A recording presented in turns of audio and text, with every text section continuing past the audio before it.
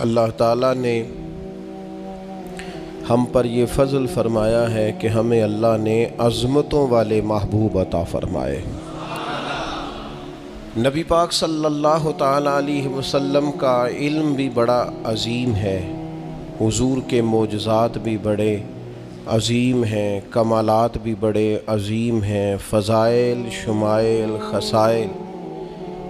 حضور کو اللہ تعالیٰ نے جس زاویے جس سمت سے عطا فرمایا ہے تو عظیم ہی بنایا ہے، لیکن قرآن مجید میں ارشاد فرمایا کہ وَإِنَّكَ لَعَلَىٰ خُلُقٍ عَظِيمٍ، محبوب بے شک آپ کے اخلاق بھی بڑے ہی عظیم ہیں، آپ عظیم خلق پر ہیں، عظیم اخلاق کے مالک ہیں۔ ایک ہوتی ہے خلق، ایک ہوتا ہے خلق۔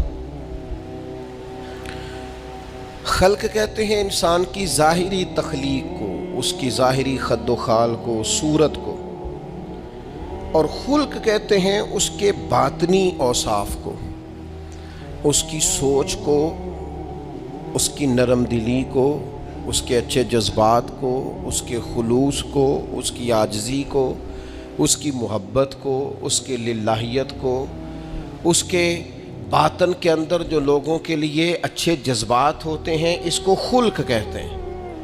اللہ تعالیٰ نے حضور کو جو خلق عطا فرمائے وہ بڑے ہی عظیم عطا فرمائے۔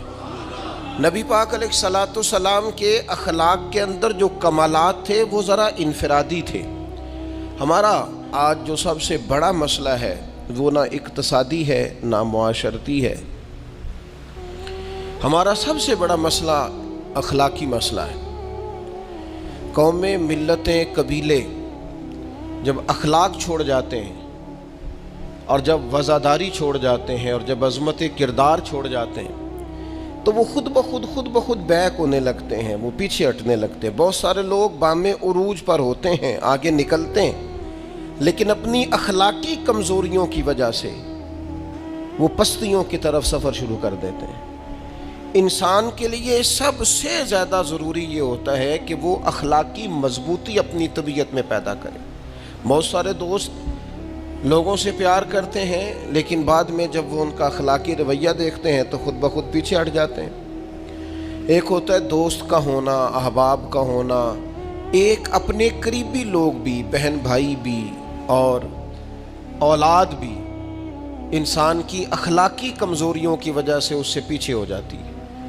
جب تک رویے میں، مزاج میں اخلاقی بلندی پائی جاتی ہے، نبی پاک صلی اللہ تعالیٰ علیہ وسلم نے فرمایا تم میں سے بہترین مسلمان وہ ہے جس کے اخلاق زیادہ اچھے ہیں، جس کی عادات زیادہ عمدہ ہیں، جو عظمت کردار کا حامل ہے۔ مزاج میں وفاداری ہونی چاہیے، مزاج میں خیر خواہی ہونی چاہیے۔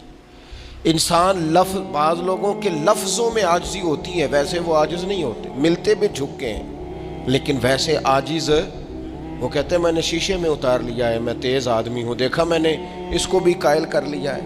وہ لفظوں کے لحاظ سے، جھکاؤ کے لحاظ سے عاجز ہوتے ہیں، فی نفس سے ہی عاجز نہیں ہوتے۔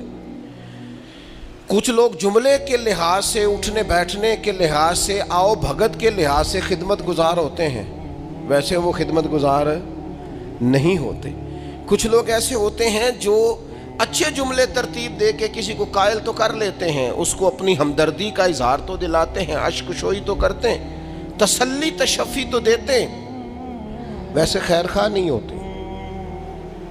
ویسے وہ بڑی اچھی دھیمی باتیں کر کے کہیں گے کہ یار کوئی مسئلہ نہیں، تو پریشان نہ ہو، تو ٹینشن نہ لے، میں تیرے ساتھ ہوں، پر نہیں نہ ساتھ ہوتے یار۔ زندگی میں وہ عجیب لمحہ تھا، وہ میرے ساتھ تھا پر میں تنہا تھا، ساتھ ہی تھا بندہ پر میں لوگوں کے ہجوم میں بھی اکیلا ہی تھا۔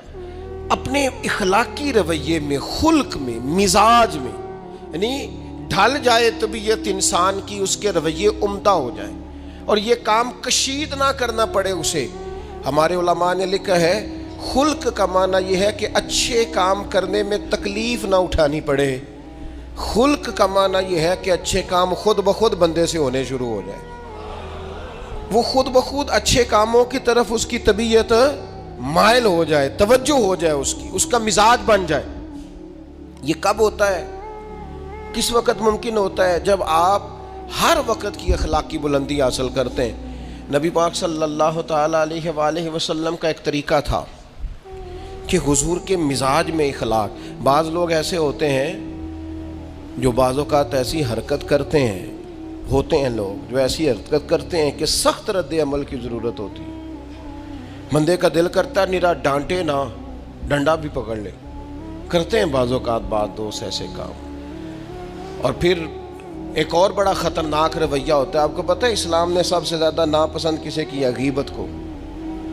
آپ کسی کے خلاف، کسی کے قبیلے گھر کے خلاف کسی کونے میں کھڑے ہو کے بات کریں، پہنچانے والے پہنچا دیتے ہیں۔ جو مزے لے کے سنتا ہے وہ مزے لے کے پہنچاتا بھی ہے، یہ پکی بات ہے۔ جس نے آپ کو ٹائم دیا نا سننے کا، وہ باز نہیں آئے گا، وہ پہنچائے گا بھی۔ آپ کی اخلاقی کمزوری نظر آ جائے گی، واضح ہو جائے گی۔ آپ سامنے والے، اچھا کچھ لوگ وفادار ہوتے ہیں، انہیں پتہ چل جاتا ہے بندہ ٹھیک نہیں، لیکن پھر بھی وہ قبول کریں تو اس کا مطلب ہے وہ بندہ اعلیٰ ظرف ہے جس نے رکھا ہوا ہے۔ تو یہ سمجھتا میں چلاک ہوں، میں اپنی تیزی کے ساتھ گزارا کر رہا ہوں، وہ اعلیٰ ظرف ہے جس نے اتنا کچھ پتہ ہونے کے باوجود بھی تیرے لیے کوئی لفظ، وہ بندہ با اخلاق ہے، با مروت ہے، وفادار ہے، وفادار ہے۔ تو میرے عزیز، نبی پاک علیہ الصلوۃ والسلام نے ان اخلاق کی طرف ہماری توجہ دلائی ہے جن میں لوگ بچتے نہیں کہ یہ کام میں نے نہیں کرنا، مجھے کیا لگے، میرا کیا لینا دینا۔ مثلا ایک تاجر تھا حضور کے زمانہ نور میں، وہ پھلوں کی تجارت کرتا تھا، مشکات شریف میں موجود ہے۔ کسی وجہ سے اسے نقصان ہو گیا۔ تو انسان جب تجارتیں کرتا ہے، زندگی گزارتا ہے، تو جہاں اسے نفع ملتے ہیں وہاں کہیں کہیں اسے خسارے بھی ملتے ہیں۔ تو الگ بات ہے کہ ہم صرف نفعوں کے قائل ہوتے ہیں، خساروں کے قائل ہی نہیں ہوتے۔ وہ تاجر تھے، پھلوں کے تاجر تھے، بڑی اچھی تجارت کرتے تھے، کسی وجہ سے نقصان ہو گیا۔ اب وہ حضور کی بارگاہ میں آئے۔ ہمارے ہاں یہ ہوتا ہے کہ لوگ کہتے ہیں میرا کیا لینا دینا، بلکہ اگر کوئی بندہ اس طرح کا مسئلہ حل بھی کرا رہا ہو تو کہنے حضرت صاحب تو آڈا نہیں ہے کام۔ اس تاجر نے اس بارگاہ میں آ کے کہا جہاں جو آ جاتا ہے ہمیشہ بامراد ہی جایا کرتا ہے۔ یا رسول اللہ صلی اللہ تعالی علیہ وسلم، میں پریشان ہو گیا ہوں۔ اور پہلے جب آدمی مالدار ہوتا ہے تو دائیں بائیں رش بھی ہوتا ہے، اور جب اس طرح کے حالات ہو جائیں تو وہ جو بڑے قریبی ہوتے ہیں وہ بھی کئی دفعہ ساتھ چھوڑ جاتے ہیں۔ ساری عمر ہی آٹا گد ہے تے لکھاں کیتے پیڑے، اب وقت آیا ہی تے محمد بخشا کوئی نہیں ہوں بیٹھا نیڑے۔ لوگ نکل جاتے ہیں، کمزور پڑ گیا بندہ بیچارہ۔ حضور کی بارگاہ میں عرض گزار ہوا یا رسول اللہ تکلیف میں ہوں۔ تاجر تھا، پھلوں کی تجارت کرتا تھا اور مشکات میں موجود۔ نبی پاک علیہ السلام نے دعا بھی فرمائی، کرم نوازی فرمائی، رحمت بھی فرمائی، عطائیں بھی فرمائی، لیکن حضور نے نا صحابہ سے فرمایا سارے مل کے اپنے بھائی کی مدد کرو۔ تھوڑے پیسے کسی نے دیے، تھوڑے کسی نے دیے، تھوڑے کسی نے دیے، مل کے۔ اور ایسے لوگوں سے جو لوگ بڑے اس کام کے لیے ہر وقت ذہنی طور پر تیار رہتے تھے، ان لوگوں سے کہا اس کے ساتھ چلو، لیکن اس کا قرضہ ابھی بھی جتنا چڑھ گیا تھا اتنے پیسے جمع نہیں ہوئے تھے۔ اللہ کرے میں آپ کو سمجھاؤں، یہ بھی اخلاقی بلندی والا کام ہے کہ کسی شخص کی کمزوری میں اسے اٹھانا، گرتے ہوئے کو سنبھالنا، پھسلنے والے کو سہارا دینا، بکھرنے والے کو بکھرنے سے بچا لینا، ٹوٹنے والے کو ٹوٹنے سے بچا لینا، پریشان ہو جانے والے کو سمیٹ لینا۔ اللہ کے پیارے رسول صلی اللہ تعالی علیہ وسلم نے فرمایا اپنے بھائی کی مدد کرو۔ لوگوں نے مدد کی، لیکن اس حد تک اس کے پاس پیسے نہ ہوئے جتنا اس کا قرضہ تھا۔ اب حضور نے ان لوگوں کو بلایا جن کے اس نے پیسے دینے تھے، اور پیسے دینے والوں سے کہا کہ اس کے پاس اتنے ہیں، اتنے لے لو، اور چلو تم بھی کچھ نیکی کرو، کچھ لے لو کچھ چھوڑ دو۔ یہ کون کرا رہا ہے؟ رحمت للعالمین نبی۔ اور ہمارا جب کوئی بندہ اس طرح الجھ جاتا ہے پھر تو وہ ساڑھا لگ دے ہی کچھ نہیں نا۔ اتنے دنوں تک نہ رشتہ داری ہوتی ہے، نہ دوستی ہوتی ہے، نہ تعلق۔ وہ تیری آنکھ ہو یا سنگ ملامت کی چبھن، کون پہنچا ہے میرے درد کی گہرائی تک؟ دور شہرت میں تو یاروں نے کیا یاد بہت، پر ساتھ آیا نہ کوئی کوچے رسوائی تک۔ جب حالات خراب ہوتے ہیں تو سب سے پہلا کام یہ ہوتا ہے میرا تعلق کوئی نہیں، اور جب ٹھیک ہوتے ہیں تو پھر بڑی لمبی رشتہ داری نکلتی ہے، اوہ ہو کہتے ہیں وہ بڑی دور کے میرے قریبی تعلقات ہیں، وہ بڑا دور کا رشتہ ہے، میرا بڑا قریبی لین دین ہے. تو بڑی عمدگی سے لوگ بڑی دور شہرت میں تو یار ہونے کی یا یاد بہت، پر ساتھ آیا نہ کوئی کوچائے رسوائی تک. جو عرض کرنے جا رہا ہوں اس پر آپ نے زیادہ غور کرنی ہے کہ اگر کوئی آدمی گر رہا ہو تو گرتی دیوار کو دھکا نہیں دینا، اسے سنبھالنا ہے. اس شخص کو وہ یار حالات ہو جاتے ہیں اوپر نیچے، انسان کمزور پڑ جاتے ہیں، راہ چلتے چلتے کئی دفعہ گاڑی کا صرف پیٹرول ہی ختم نہیں ہوتا، جو مفت میں پانی ملتا ہے کئی جگہوں پہ وہ بھی ختم ہو جاتا ہے، اور قریب قریب اس کی بھی کوئی شناخت نہیں ہوتی. کئی دفعہ صرف اور صرف پیٹرول کا مسئلہ ہی نہیں ہوتا، وہ جو 20 روپے میں ہوا ٹائر میں بھری جاتی ہے کئی جگہوں پہ وہ بھی نہیں ملتی. تو تسلی کے لیے اخلاقی رویہ یہ ہونا چاہیے کہ اگر کوئی بندہ کہیں کمزور پڑ رہا ہے، گر رہا ہے، تو اس کی اس کمزوری پر اسے تھاما جائے، اس کی حوصلہ افزائی کی جائے، تسلی دی جائے.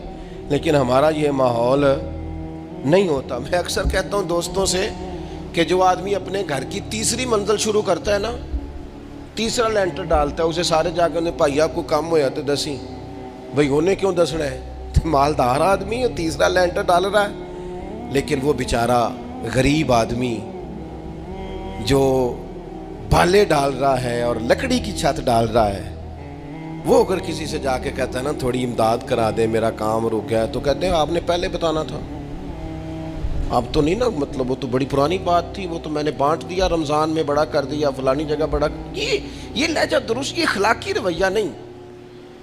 درد دل اور چیز کا نام ہے، خیر خائی اور چیز کا نام ہے. وہ کسی نے کہا تھا کہ پلا کر گرانا تو سب کو آتا ہے، مزہ تو تب ہے کہ گرتوں کو تھام لے ساکی. کوئی گر رہا ہو اس کا بازو پکڑنا، اس میں مزہ ہے، اس میں لطافت ہے، اس میں حسن ہے. اور ایک دوسرا اخلاقی رویہ جس کی بہت زیادہ ضرورت ہے، جو ہمارے زیادہ ساتھ ہوتے ہیں نا، غلطیاں بھی انہوں نے ہی کرنی ہوتی ہیں. جو آپ کے ساتھ نہیں انہیں آپ کو معاف بھی نہیں کرنا پڑتا. معاف کسے کرنا پڑتا ہے؟ معاف کسے کرنا پڑتا ہے؟ اپنے خادم کو. اگر آپ آفیسر ہیں تو اپنے ملازم کو. معاف کسے کرنا پڑتا ہے؟ اپنے بہن بھائیوں کو، رشتہ داروں کو، اہل خانہ کو. معاف کسے کرنا پڑتا ہے؟ اپنے شاگردوں کو، ارادت مندوں کو، دوست احباب کو، اپنوں کو معاف کرنا ہوتا ہے. کسی کے ساتھ آپ کا کئی دفعہ دوست آ جاتے ہیں، میں عمرے پہ جا رہا ہوں، کوئی غلطی ہوئی تو معاف کر دینا، تو میں کہتا ہوں مجھ سے آپ کیا معافی مانگیں گے، آپ ادب سے مل کے چلے جاتے ہیں. جن کے ساتھ آپ کا اٹھنا بیٹھنا ہے ان سے معافی مانگیں. جو زیادہ قریب رہیں گے غلطیاں بھی تو وہی کریں گے نا، جو روز مانتے ہیں، کسی وقت سستی بھی دکھاتے ہیں. تو معاف تو کرنا ہوتا ہے اپنوں کو.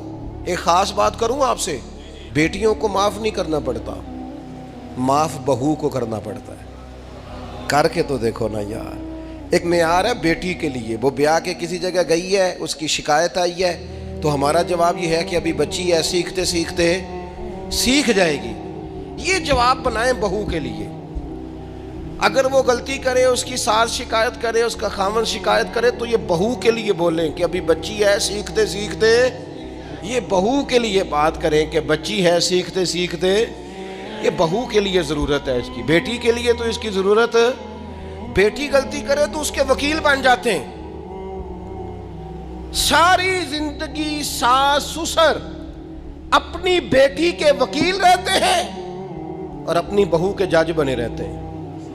اس کے لیے فیصلے سناتے ہو، اس کی وکالت کرتے ہو. یہ بیٹی نہیں کسی کی، اس کے جج بن گئے ہو، اس کے حق میں فیصلوں کا اعلان ہے، اس کے لیے وکالتوں کا اعلان ہے. چھ معنی دار. مسلمان کا یہ اخلاقی رویہ نہیں ہوتا. نبی پاک علیہ الصلوۃ والسلام نے ہمیں سبق دیا ہے، جو قریب رہنے والے ہیں انہیں ہی تو معاف کرنا ہے، دوسرے کو تو معاف کرنا ہی نہیں پڑتا. اپنوں کو ہی تو معافی کی ضرورت ہوتی ہے، چونکہ اپنوں نے ساتھ رہنا ہے. حضرت انس بن مالک رضی اللہ تعالیٰ عنہ یہ بڑے خوش نصیب خوش بخت انسان ہیں. کہتے میری اماں خود مجھے حضور کی بارگاہ میں چھوڑ گئی تھی کہ یا رسول اللہ یہ آپ کی خدمت کرے گا. کہتے میں نے 10 سال حضور کی نوکری کی ہے، نبی پاک نے کبھی اوف بھی نہیں کہا. بلکہ بخاری مسلم میں ایک انوکھی بات موجود ہے. فرماتے ہیں مجھے ایک دن حضور نے فرمایا جا یہ کام کر کے آ. کہتے میرے دل میں یہی تھا کہ فوراً جاؤں گا. اسی طرح لفظ موجود ہے, میرے دل میں تھا جاؤں گا کر کے آؤں گا. حضور نے فرمایا کر کے آ. دل میں پکا ارادہ تھا جاؤں گا, لیکن اپنی زبان سے میں نے کہا حضور میں نے کوئی نہیں جانا. یہ کیوں بات کی؟ یہ ذرا لاڈ کے ساتھ کی, یہ ذرا ناز کے ساتھ کی, یہ ذرا نا محبت کے ساتھ کی, یہ ذرا حضور جو پیار کرتے تھے نا اس پیار کو سامنے. حضور میں نے نہیں جانا. تو کہتے ہیں حضور تھپکی دے کے, یہ غلام سے بات ہو رہی. حضور فرمانے لگے چل نہ تجھے کہا ہے نہ جا کر کے آ. کہتے میں چلا گیا, اسی ارادے سے گیا تھا جاؤں گا, لیکن رستے میں جب میں گیا تو بچے کھیل رہے تھے, میں نے بھی کھیلنا شروع کر دیا. کھیل رہا ہوں دیر ہو گئی. حضور نے بھیجا تھا کسی کام. اب جب زیادہ دیر ہوئی تو کریم گھر سے نکلے, اور جب حضور نے مجھے دور سے دیکھا اور مجھے کریم کے آنے کا پتہ چلا تو اب میں ڈرا. اب میرا انداز بڑا جدا گانا ہو گیا چونکہ حضور نے بھیجا تھا. یہ تو خادم کی بات ہے نا. اے سچی گل دسیا جی اپنا منڈا بھی کدے نہ جائے تے وہ تینوں میں کلیا سی, تو گیا کیوں نہیں؟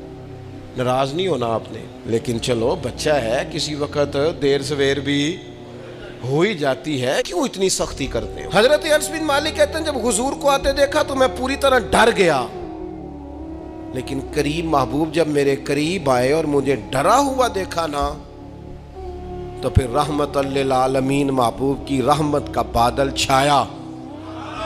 اور جب حضور مجھے دیکھ کے ہنسے نا, بس وہ ہنس گئے اور میرا کام بن گیا. بس کریم تھوڑی دیر ہوئی, ایک آیا کالیاں زلفاں والا, ایویں دو کڑیاں میرے من وچ رکیا تے کر گیا نور اجالا. بات بن گئی, بات طبیعت ٹھنڈی ہو گئی. تو حضور فرمانے لگے میں نے کہا تھا جاؤ, گئے نہیں. اب جب حضور مسکرا گئے تو بات ہی ختم ہو گئی. یا رسول اللہ صلی اللہ علیہ وسلم جانے لگا ہوں. تو حضور نے پھر شروع سے بات شروع کر دی, حضور جانے لگا ہوں. فرمایا جا دوڑ کے آ, پھر جو کہا تھا وہ کر کے آ. لیکن وہ بیچ میں جو دیر ہوئی تھی, وہ جو لیٹ ہوئی تھی, اور جو میں کہہ کے آیا تھا میں نے نہیں جانا, حضور نے اس بات پر مجھ سے کوئی سختی نہیں کی. میرے عزیز, اپنوں نے تو غلطی کرنی ہے, معاف کس کو کرنا ہے؟ اپنوں کو. لیکن ہم نے باہر ساری دنیا کو معاف کر دیا, اپنوں کو ہم معاف کرنے کو تیار نہیں. اپنوں کو معاف کرنا ہے, اپنوں سے درگزر. اور پھر آپ اگر کوئی دینی تعارف رکھتے ہیں, آپ نمازی ہیں, آپ حاجی صاحب ہیں, آپ بزرگ ہیں, آپ شیخ ہیں, تو پھر تو آپ کے اخلاق میں اور زیادہ وسعت ہونی چاہیے. جیسے جیسے بندے کی عمریں بڑھتے جائیں نا, ویسے ویسے اسے میٹھا ہونا چاہیے, کڑوا نہیں ہونا چاہیے. جیسے جیسے اس کی تسبیح بڑھتی جائے ویسے ویسے اس کا لہجہ بھی وسیع ہونا چاہیے.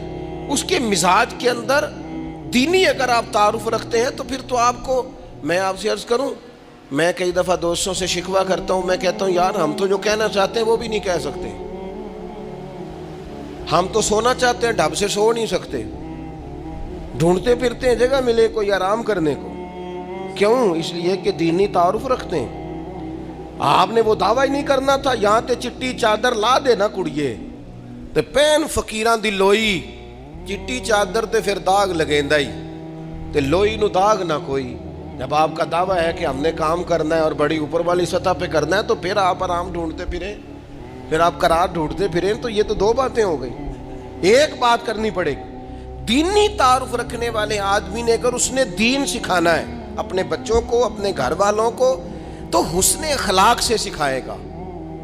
وہ اگر ڈنڈا پکڑ لے ہر وقت, سختی بھی کریں جہاں ضرورت ہو, لیکن اگر اس کا لہجہ ہی ہمیشہ کے لیے تلخ ہو جائے گا تو وہ کبھی بھی دین سکھانے میں کامیاب. انسان بہت سارے دینی غلطیاں کرتے ہیں. میں بہت سارے لوگوں کو دیکھتا ہوں وہ اس طرح تنقید کر رہے ہوتے ہیں جیسے انہوں نے پہلے اسے پورا درس نظامی پڑھایا ہے, اصول پڑھائے ہیں, تو اب غلطی کر رہا ہے تو تنقید کر رہے ہیں. بھئی عام آدمی ہے, اس سے غلطی ہوگی.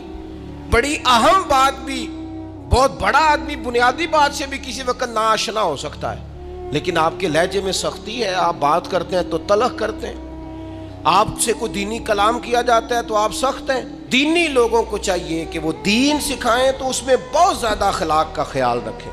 غلطیاں کریں گے لوگ. اگر آپ عالم ہیں اور آپ کے پاس کوئی دینی معلومات ہیں تو پھر آپ کو اس کی خوبصورتی کا بھی پتہ ہونا چاہیے آپ نے. حضرت معاویہ بن حکم رضی اللہ تعالیٰ عنہ کہتے ہیں میں نے حضور کی مسجد شریف میں نماز پڑھی تو ایک شخص کو نا چھینک آئی, یہ بھی بخاری مسلم میں موجود ہے, تو میں نے نماز میں کہہ دیا یرحمک اللہ. یہ چھینک آنے کا جواب ہوتا ہے, میں نے یہ نماز میں کہہ دیا. تب بہت سارے لوگ مجھے گھورنے لگ گئے, کچھ نے اپنے ہاتھ بھی مارے زانوں پر کہ یہ کیا کر رہے ہو, نماز میں بول رہے ہو. فرماتے ہیں نماز مکمل ہوئی اور یہ لفظ ہے حضرت معاویہ بن حکم رضی اللہ تعالیٰ عنہ کے, فرمانے لگے قسم اللہ کی میں نے حضور سے بہتر سمجھانے والا نہ پہلے کبھی دیکھا ہے نہ بعد میں کبھی دیکھا. فرماتے ہیں نہ حضور نے مجھے مارا نہ ڈانٹا, بلکہ جس طرح ایک بچے کو گویا ٹریٹ کیا جاتا ہے, سمجھایا جاتا ہے. حضور فرمانے لگے اللہ کے بندے نماز میں کوئی اور بات نہیں کرنی چاہیے, صرف اللہ کی تسبیح پڑھنی چاہیے, اس کے اسماء کا ذکر کرنا چاہیے یا قرآن پاک پڑھنا چاہیے. نماز میں کوئی اور کلام کرنے کی اجازت نہیں ہے. ہمارے ہاں لوگ دینی مسئلہ سمجھاتے ہیں تو اتنا ان کے مزاج میں تلخی ہوتی ہے بعض اوقات, اللہ ماشاءاللہ. کچھ لوگوں کی طبیعت اتنی کرخت ہوتی ہے, بچہ نماز پڑھ رہا ہے اور حاجی صاحب اس کے ساتھ کھڑے نماز پڑھ رہے ہیں, لیکن وہ اس کو کھڑا کر رہے ہیں تو یوں کندھے سے ہلا کے, تینوں آج تک نہیں پتا نماز ہے کہ یہ آپ دین سکھا رہے ہیں. یہ اخلاقی رویہ دین سکھانے کا, یہ لب و لہجہ دین سکھانے کا. قطعاً ایسا کوئی کام نہ کریں. میں تو یہ مدارس کے اساتذہ سے بھی کہتا رہتا ہوں, میں کہتا ہوں نبی پاک نے کبھی کسی کو نہیں مارا. آپ بچوں کو ڈانٹیں, کریں کچھ, لیکن وہ رویہ آپ اختیار نہ کریں جس کی دین اجازت نہیں دیتا. تو اخلاقیات میں ان چیزوں کا ضرور خیال کریں. ایک روایت اور عرض کر دوں آپ کو. حضرت جابر ابن عبداللہ رضی اللہ تعالیٰ عنہ فرماتے ہیں میرے والد احد میں شہید ہو گئے تھے, میرے ذمے بہنوں کا بوجھ بھی تھا اور قرضہ بھی تھا. اللہ کے محبوب علیہ السلام نے مختلف طریقوں سے مختلف انداز میں میرے اوپر کرم نوازیاں فرماتی. نوازنے کا طریقہ, آپ نہ کسی کو نوازیں بہانے سے. میں نے بعض بزرگوں کو دیکھا ہے کسی بچے کو ادارے میں خانقاہ میں کمزور دیکھتے, وہ سریلا بھی نہیں ہے, اسے کہتے چل پتر نعت سنا, اور نعت سنا رہا ہے تو اسے نذرانہ دے رہے ہیں, چل بیٹے تلاوت سنا, چل تقریر سنا, کسی بھی طریقے سے اس کو تسلی ہو رہی. اور اس طرح کا رویہ نہ اپنایا جائے کہ وہ مانگنے والا بن جائے. یہ اخلاقی بلندی ہوتی ہے آپ کی کہ آپ کسی شخص کو بہانوں سے نوازیں. اس طرح کا ماحول نہ بنائیں کہ آپ اسے کہیں کہ چونکہ تو کمزور ہے, غریب ہے, فقیر ہے, لہذا تجھے دے رہا ہوں. حضرت جابر ابن عبداللہ فرماتے ہیں, اور یہ بھی آپ کو مسلم شریف میں ملے گا, فرماتے ہیں کہ جنگ میں میں حضور کے ساتھ تھا, میرا اونٹ بڑا کمزور ہو گیا, بیمار ہو گیا, چل نہیں رہا تھا. حضور میرے قریب آئے اور پیچھے آ کے فرمانے لگے اسے بھگاتا کیوں نہیں. میں نے کہا حضور بیمار ہے کیسے بھگاؤں.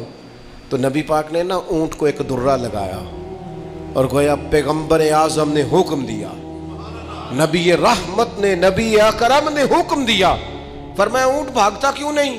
وہ جو سب سے پیچھے تھا وہ سب سے آگے نکل گیا.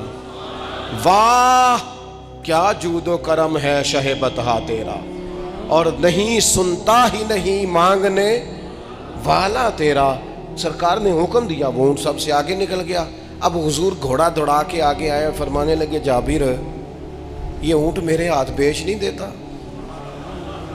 وہ بیمار تھا, حضور کے حکم سے بھاگا ہے, فرمایا بیچ نہیں دیتا. کہا نہیں یا رسول اللہ ویسے ہی رکھ لیں. فرمایا نہیں میں پیسے دوں گا. یا رسول اللہ آپ کا یہ ہے. فرمایا نہیں آپ قیمت بتائیں. حضور ٹھیک ہے اتنے کا اونٹ ہے, میں مدینہ طیبہ جا کے آپ کی خدمت میں پیش کر دوں گا. حضرت جابر ابن عبداللہ فرماتے ہیں حضور نے مجھ سے اونٹ خریدا. مدینہ طیبہ پہنچ کر نبی پاک صلی اللہ تعالی علیہ وسلم نے سیدنا بلال حبشی سے فرمایا جابر کو اونٹ کی قیمت بھی دے دو اور کچھ پیسے زیادہ بھی دے دو. فرماتے ہیں مجھے اونٹ کی قیمت بھی مل گئی, کچھ پیسے زیادہ بھی مل گئے, اور جب میں حضور کی بارگاہ میں حاضر ہوا اونٹ پیش کر کے اور قیمت لے کے جانے لگا تو حضور فرمانے لگے جابر جانا نہیں, قیمت بھی تیری ہے اونٹ بھی تیرا ہے. نبی پاک نے وہ اونٹ بھی تحفے میں مجھے واپس دے دیا. یہ اخلاقی رویے کی بلندی کہ کسی شخص کی غربت میں اسے نوازنا, لیکن اس طرح کا نوازنا اسے محسوس نہ ہو کہ مجھے امداد دی جا رہی ہے. تو اپنے इन चंद एक इखलाकी रवैयों पर ज़रूर तवज्जो करें। एक तो सबसे जिसको आप देखें कमज़ोर हो गया है, गिर रहा है, परेशान है, उसका ज़रूर ख्याल करें। लोग बड़े बड़े तेज़ दौड़ते हैं, किसी जगह फिर गिर भी जाते हैं, गिरते हुओं को संभालने की कोशिश करें। दूसरी गुजारिश ये की है मेरे अजीज़, जो हमारे करीबी लोग हैं उन्हें तो हमने माफ़ करना है, अपनों को ही तो ज़रूरत होती है कि दरगुजर करके अपने साथ रखा जाए, प्यार करके अपने करीब किया जाए। और तीसरी गुजारिश ये है कि अगर आप किसी को दीनी पैगाम देना चाहते हैं तो निहायत मोहब्बत के साथ, निहायत खुलूस के साथ दीनी मसला आप किसी को भी बताएं तो उसे छोटा बच्चा समझकर आप डील करें। शिद्दत ना इख्तियार करें दीन बताने में, वो लहजा इख्तियार ना करें जिस लहजे में महसूस हो कि आप खुद बाअखलाक नहीं है तो आप किसी को क्या समझाएंगे। और चौथी गुजारिश ये की है, जब किसी की मदद करें उसे रुसवा करके नहीं, किसी की फैली झोली देखकर खुश होकर नहीं, बल्कि आप एजाज़ भी उस शख्स को अता करें और रवैया इस तरह का इख्तियार करें जिसमें महसूस हो कि उसकी इज़्ज़त नफ्स मजरू नहीं हुई। इन चीज़ों को पेश नज़र रख के जब इखलाकी बुलंदी हम हासिल करेंगे ना, एक मैं और बात बड़ी ज़रूरी आपकी खिदमत में अर्ज़ करूँ, जो आदमी भी अपने आप को बड़ा समझता है, वो माली तौर पे बड़ा है, इल्मी तौर पर बड़ा है, ओहदे के तौर पे बड़ा है, कबीले के तौर पे बड़ा है, ख़ानदान में बड़ा है, वो किसी भी मकाम पर किसी भी अंदाज में बड़ा है, अल्लाह ने फजल किया वो बड़ा हो गया, उसे समझ आ गई है कि कुछ लोग मेरी बात सुनते हैं, मेरा फ़ैसला मानते हैं, तो वो अच्छी तरह समझ ले कि अगर वो अल्लाह के फजल से उसे कोई मौका मिल गया बड़ा होने का तो वो अपने अखलाक को बड़ा करे, फिर अपने किरदार को बड़ा करे, फिर अपने हौसले को, ज़रफ़ को और अपने जहन को बड़ा करे। इसलिए कि आप अपने किरदार की और हौसले की बुनियाद पर बड़े बनेंगे। सिर्फ ये कि 2-3 आपके नाम के साथ अलकाबात लग जाएं और चंद लोग आपको सलूट करने लग जाएं, इससे नहीं पता चलेगा कि आप बड़े हैं। किरदार व अमल से खुशबू आएगी तो पता चलेगा आप कितने बड़े हैं। अल्लाह ताला हमें समझने की तौफीक अता फरमाए।